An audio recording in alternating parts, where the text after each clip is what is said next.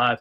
All right, let's jump into it. Let's start off with a video that was tweeted out by Dominique Yates from the locker room. This is Javon Bullard. Not happy about the Packers' performance, and rightfully so last night, specifically on defense. Here's what Bull had to say immediately following that tough loss to the Baltimore Ravens. Pretty frustrating. I mean, but at what point do we gotta? It's on us, really. I'm gonna keep it a buck. It's on us. We basically just got our ass whooped. Call it like it is. I mean, shit. We knew what they were doing. They ran the ball. We couldn't stop the fucking run. Point blank period. And we gotta fix that shit tomorrow if we wanna go past the wild card game in the playoffs. If we don't, we'll be sitting our ass right back in Green Bay. I like Bullard. Bullard's a no-nonsense kind of guy. And he's a guy that, in my opinion, he's gotten significantly better this year. I love that attitude there, man. We got to fix this crap. You know, tomorrow, if we want to go past a wild card game in the playoffs, if we don't, we're going to be sitting there, booties right back in Green Bay. I think he's a guy that's kind of emerged this year. And it was really frustrating for me going into that game. Early in the game, several people, I believe, had tweeted out that it was actually Nate Hobbs in the slot when they went to their nickel. Now, keep in mind, you're going to be playing a lot of base defense against a team like the Baltimore Ravens, who play a lot of 21 personnel. You guys seen the big fullback, right, that they had, and I believe it was Ricard, if I remember correctly. But so you're going to see a lot of base packages. What that means is whenever they went to their nickel package, it was Evan Williams and Xavier McKinney in at safety. I agree with that call. We actually pulled Bullard off the field and put Nate Hobbs in. Now, Nate Hobbs ends up getting hurt. He only plays like 13 snaps. But the point is, they went with Nate Hobbs in the slot over Javon Bullard. And I feel like Javon Bullard's been playing really good football this year. So I don't understand that, to be honest with you. I don't get that. I mean, I understand. I understand why they did it. I disagree with it. It's probably a better way of saying it. They spent money on Nate Hobbs, and you got to get that money on the field. That's what it comes down to. And that bothers me because if that's the case, then, Evan Williams maybe wouldn't have gotten his opportunity if they had paid somebody $3 million to play safety, even though Evan Williams flashed from day one as a really good safety. So I just don't like that whole approach. And that's something that's been going on in Green Bay for quite some time is once you pay a player, oh, nope, he's got to be on the field, even though you're looking behind him and going, that guy right there is definitely showing more promise, more upside, more flash, more, talent right now. I feel like Javon Bullard has proven his worth at the slot position, and that kind of bothered me. So that's definitely something I disagree with that the coaches did yesterday for sure, or last night, I should say. Now, Evan Williams also sounded off. This came in from Cameron Azir. I hope I'm saying that name right. You guys go give him a follow over on X. He tweeted this out. It's at Azir Cameron, EZEIRCAMERON. Make sure you go give him a follow. Here's what Evan Williams had to say about this tough loss. Anytime you come out, you got to have something to prove in this league, on every snap. Otherwise, teams are good enough to come out and embarrass you, like what you just saw. It's just not up to our standard, truthfully. A lot that we can correct, a lot that we can, get back right. But, again, it all starts with just, how hard we play, our aggression, our physicality at the point of attack. And, we just got to, everybody got to look in the mirror, self-check, and understand that that's not going to get it done moving forward. Now, you got two different types of leadership right there, right? You got our boy Bull, who's out there like, man, our ass is going to be sitting at home. We don't fix this.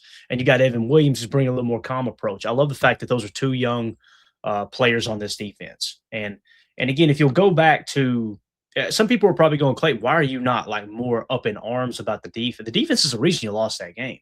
Point blank period, right? If you'll remember going into the season, I said I would expect the defense to take a slight step back because that's typically what happens in year two of a new defensive coordinator. Year one, you kind of catch the league off guard. Year two, they know what you did well and they know how to attack you, right?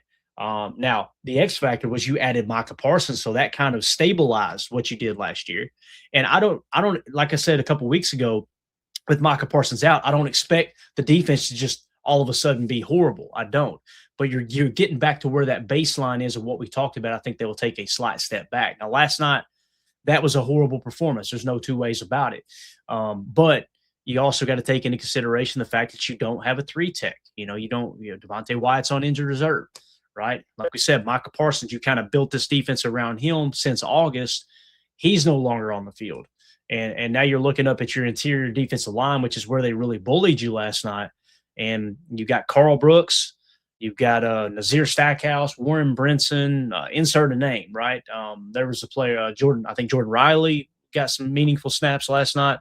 As a matter of fact, let's just put the snap count on the screen here before we move on to the next topic. Well, actually, we're going to talk a little PFF as well before we move on. So when you look at the snap count, and it was Rob Demoski that tweeted this out. He just quoted Javon Bullard, the thing that we just heard there, right? The sound bite. But when you zoom in, if I can zoom in here, when you look at the snap count from last night, okay, on defense, Xavier McKinney led the way with 76 snaps, Edgerrin Cooper 76, Quay Walker 76, Keyshawn Nixon 74, Kingsland Igbare led all edge defenders with 60 snaps.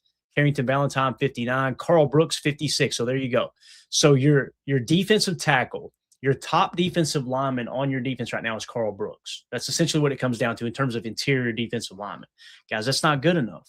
It's too important of a position. And I know anybody who watches this channel consistently, you're tired of hearing me say that. I'm tired of saying it. But in case we got new viewers, I want to make sure our stance is very clear here. It's why we always say 3-tech is a tier 1 position of importance, just like edge defender is, right?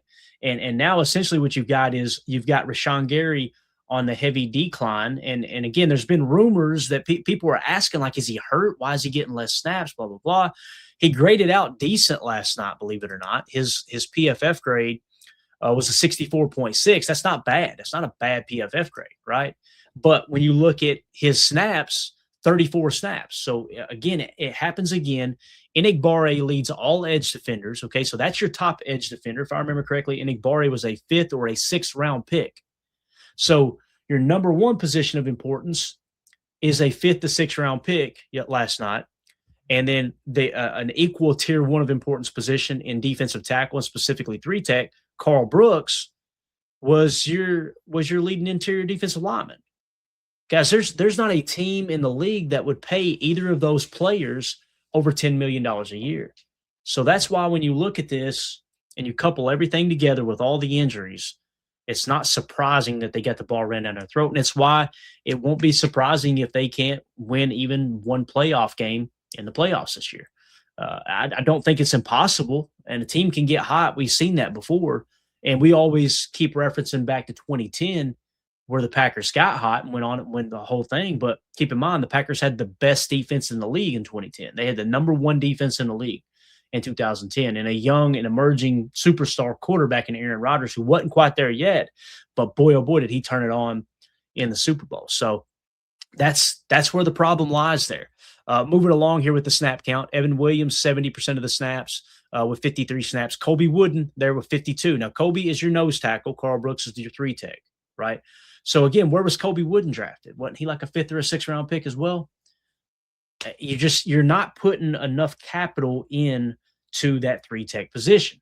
And, again, people will mention Kenny Clark from time to time. Well, yeah, you're missing Kenny Clark. Kenny Clark played nose. He wasn't a 3-tech. And people thought he was going to play 3-tech when Jeff Hafley got here. Now we're going to do this one-gap approach. Now, they put Kenny in a touch spy, whether it was the foot injury / ankle injury that he had that played a role in that, possibly, could have been, right? But nonetheless, man, the defensive front, you're just not good enough in the trenches on both sides of the ball. It's outside of quarterback and head coach, it should be your top priorities. Is making sure you get the tackle position really, really stable, tackle and center, in my opinion. And we kind of did that backwards, right? You got a 7th round pick starting at left tackle. He's not one of the best tackles in the game. I think he's a good tackle, a good left tackle, maybe above average to good in Rasheed Walker. Zach Tom, who is a great borderline elite right tackle, he was out of the game last night, right? So, of course, that's going to play a role in the running game. And then your center got hurt. He's on season-ending IR, Elton Jenkins. So now you got Sean Ryan in there, who, by the way, missed some significant practice time this week because he was battling the illness that was going around. I think that they said affected 6 different players. So it's kind of I will say this. Going into the playoffs, you now have probably 2 weeks to kind of get right. until, you got a full week of preparation here and then another full week where we'll talk about whether we're going to set the starters or not here in a second. This gives you a little bit better chance of, I don't mean to laugh, but it's like, it gives you a little bit better chance of trying to, okay, I feel like the product we're going to put on the field in a couple of weeks is going to be better than the product we put on field yesterday and better than the product we're going to put on the field, next weekend as well for week 18 against the Minnesota Vikings. So, So again, that's just kind of a quick look. Warren Brinson, another guy, 34 snaps, guys. That's a significant amount of snaps for an interior defensive lineman. And again, that was a guy that was a 6th-round pick this year, right? So it is what it is. And you can see we didn't even have our boy Nas Stackhouse active, right? So it was Bohanna in the middle. There were 15 snaps, Jordan Riley with 11. And one of those guys ended up leaving the game too, right? So, yeah, it's a tough look overall. LVN, 62% of the snaps, 47 snaps. He outsnapped Rashawn Gary. Again, these little hints that Gary might be hurt and they're holding it close to the vest. I don't know. He doesn't look hurt to me. It just looks like he's hit the wall, and this will probably be his last year. And you guys know I've been the president of the Rashawn Gary fan club, right? There comes a time when it's time to move on from a player. That was not last year. That was not the year before, especially with the cap hits being very, very reasonable then.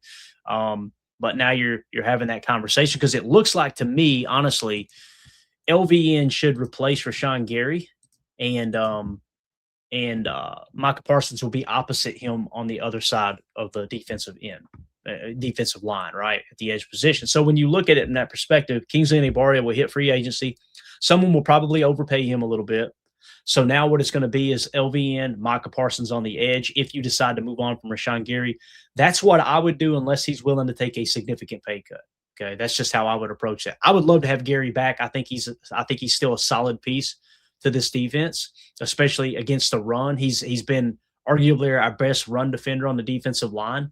I think Micah Parsons definitely surpassed him in that regard, but very, very underrated run defender is Micah Parsons. But nonetheless, Rashawn Gary could be a key piece to this defense against the run moving forward, but not at the price tag of $28 million cap hit next year. And again, you could cut him outright, free up $11 million in cap space next year immediately.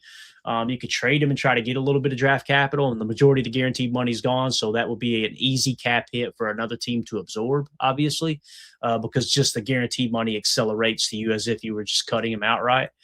You could do it a post-June and free up even more cap space. There's a lot of – we'll get into that in the offseason. But if he's willing to take a pay cut and you can lower that cap number to a reasonable number, I think it would be a good piece to have still on this defense. It's just not at the number that you got right now. So with that being said, PFF grades real quick. This is what I want to talk about. Lucas Van Ness, 80.6.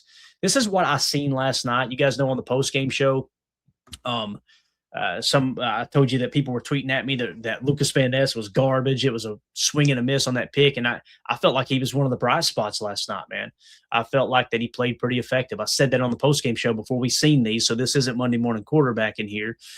This is simply – it looked like it on the TV copy, and sometimes you're right, sometimes you're wrong there. You have to go back and watch the box cam and really get a good picture of what a player does, but it looked like he flashed to me last night.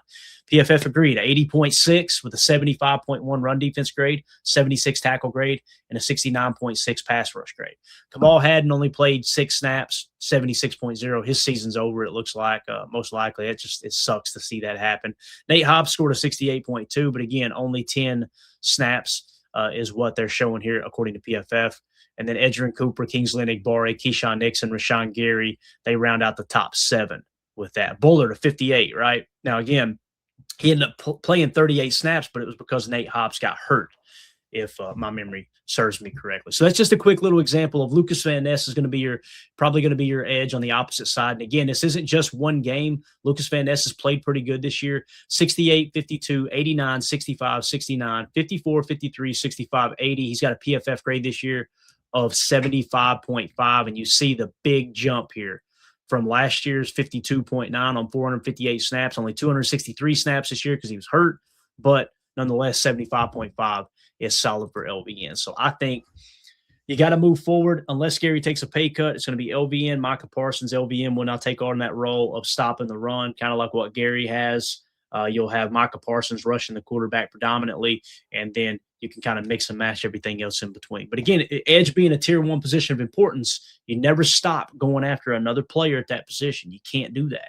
You've got to continue to swing, just like defensive tackle. Now, I would prioritize defensive tackle and offensive line. If I'm going in this offseason, I'm going to try to bring as much of this team back as physically possible, and I'm going to go try to bolster the interior defensive line and the interior offensive line. Well, you gotta determine who's going to be your starting left tackle if Rasheed Walker does walk in free agency, right? But focus on the trenches, man. Got to focus on the trenches this offseason. We said it last year, and they definitely did it on offensive line. They went and got Aaron Banks. That seems to be a swing and a miss. That's another player. Probably want to try to move on from him if you can, because you're gonna free up. It ain't very much money, but it's enough money to go, all right, I don't want him starting in guard. That's just me personally. I don't want him starting, period. Just we're kind of seen enough there, if you will. And you guys know I was hesitant on getting into that too heavy earlier this year, because it's like, man, he came into training camp, he got banged up, he never really got a fair shake, a good full run at it. Well, now we're in week 18. We're in week 7, just finished week 17, going in week 18. Just hasn't been there, man. Hasn't been there. So it looks like the chat pretty much agrees with me on the trenches there. I see you, Ari Ironminer. It's tough. But anyway, if you guys are watching this video back later, let us know what you think about the players, what Evan Williams and what Javon Bullard had to say about that game. Make sure you let us know in the comments. Hit like, subscribe, click the bell icon so you know anytime we do shows like this live in the future.